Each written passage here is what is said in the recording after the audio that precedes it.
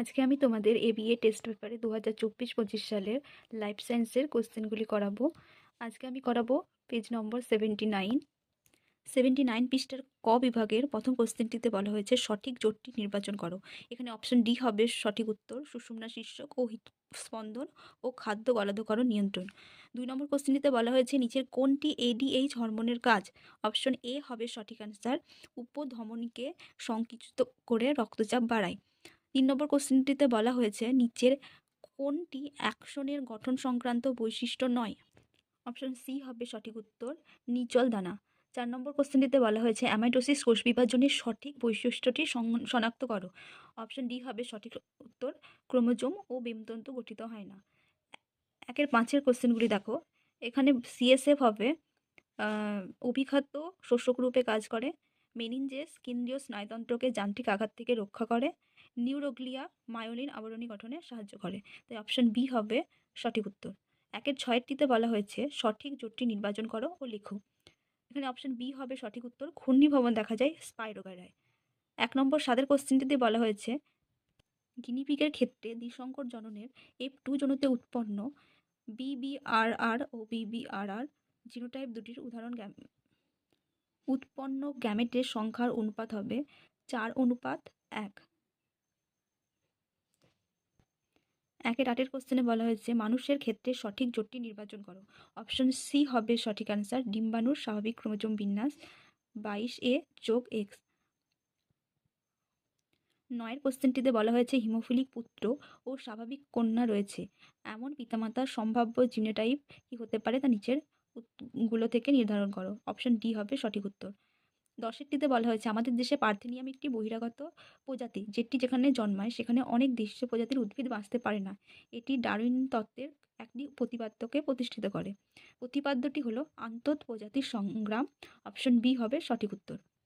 11 নম্বর কোশ্চেনটি দেখো, সমসমস্ত অঙ্গের বৈশিষ্ট্য শনাক্ত করো। অপশন ডি হবে সঠিক উত্তর, সমসমস্ত অঙ্গ উৎপত্তি ও গঠনগতভাবে অভিন্ন হলেও কার্যগতভাবে ভিন্ন। 12 নম্বর কোশ্চেনে বলা হয়েছে নিচের কোন প্রয়োজনের জন্য মৌমাছি ওয়াকডেল নৃত্য করে তা স্থির করো। উত্তর হবে সি, অন্যান্য শ্রমিক মৌমাছিদের মৌচাক থেকে খাদ্যের উৎসের অভিমুখ ও দূরত্ব জানানো। 13 নম্বর কোশ্চেনে বলা হয়েছে নিচের কোনটি বায়োস্ফিয়ার রিজার্ভ সম্পর্কিত সঠিক তথ্য তা শনাক্ত করো। অপশন এ হবে সঠিক উত্তর, বাস্তুতন্ত্র সংরক্ষণের সঙ্গে স্থানীয় মানুষ ও অন্যান্য জীব সম্প্রদায়ের সংরক্ষণ করা হয়।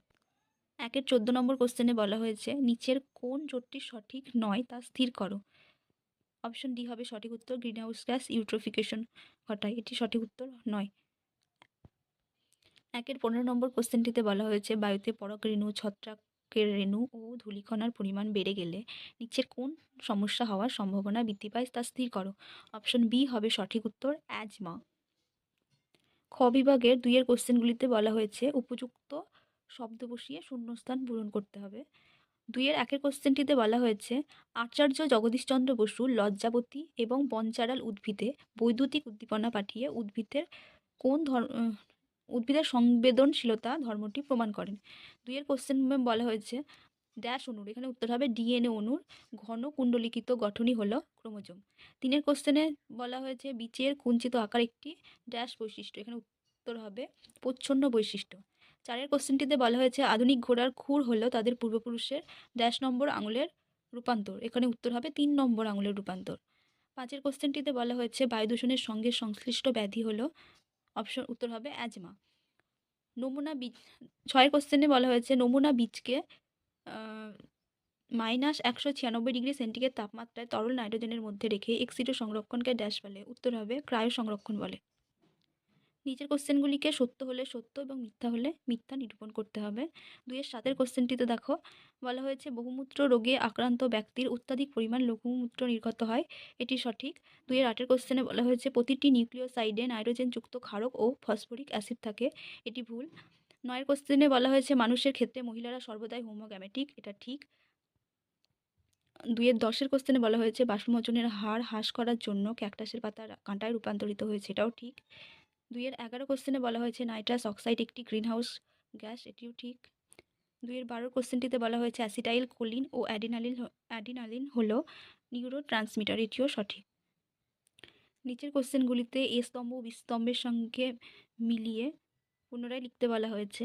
2-এর 13 নম্বর কোশ্চেনটি দেখো, প্রেস বায়োপিয়া, অপশন সি নিকট দৃষ্টি ত্রুটিপূর্ণ। 2-এর 14টা বৃদ্ধির কোষীয় বিভেদন দশা, এটি হবে অপশন ডি কলা, অঙ্গ ও তন্ত্র গঠন। 2-এর 15 কালো অমসৃণ রোমযুক্ত গিনিপিগের জিনোটাইপ, এটির সাথে হবে অপশন এ বড় হাতের বি, ছোট হাতের বি, বড় হাতের আর, ছোট হাতের আর। 2-এর 16 ঘোড়ার বিবর্তন, এটি পায়ের আঙুলের সংখ্যা হ্রাস। 2-এর 17 জলাভূমি, এটির সঙ্গে হবে ভূগর্ভস্থ জলের পুনর্নবীকরণ। 2-এর 18 ক্রোমোজোমকে বেমতন্তুর সঙ্গে যুক্ত করে, অপশন ই সেন্ট্রোমিয়ার। নিচের কোশ্চেনগুলি একটি বাক্যে উত্তর দিতে বলা হয়েছে। 2-এর 19-এর কোশ্চেনটিতে বলা হয়েছে বিসদৃশ শব্দটি বেছে লেখো।